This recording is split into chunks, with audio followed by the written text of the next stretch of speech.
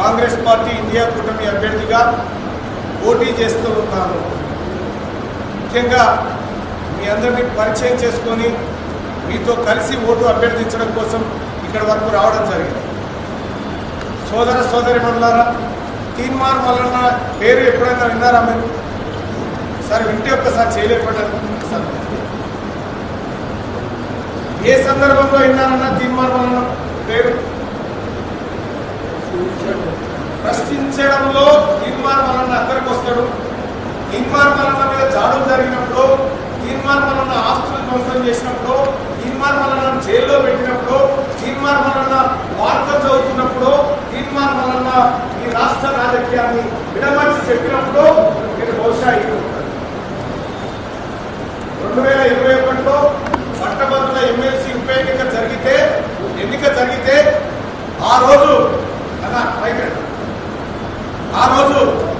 మీరందరూ పట్టభద్రులందరూ నాకు స్వతంత్ర అభ్యర్థినైనటువంటి నాకు వెన్నుముకగా నిలబడి మల్లన్న మా తరఫున యుద్ధం నువ్వు చేయకు అని చెప్పి మీరు తోలించి, మీరు ఆశీర్వదించి, మీ మొదటి ప్రాధాన్యత ఓటు వేసి నన్ను అక్కడి దాకా పోతే అప్పుడు ఉన్నటువంటి టీఆర్ఎస్ పార్టీ నాయకత్వం బోగస్ ఓట్లతోని 17,000 దొంగ ఓట్లను పట్టించినా కూడా వినకుండా ఆ రోజు అక్రమంగా గెలిచిడు పల్లా రాజేశ్వర రెడ్డి.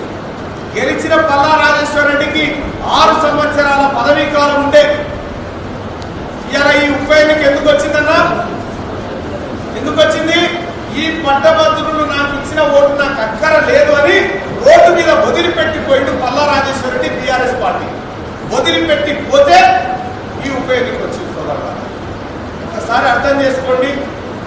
ఆ రోజు ఓడిపోయిన దగ్గర నుంచి ఈ రోజు వరకు తీన్మార్ మల్లన్న ఒక్కరోజు కూడా ఖాళీగా ఇంట్లో పడుకోలేదు.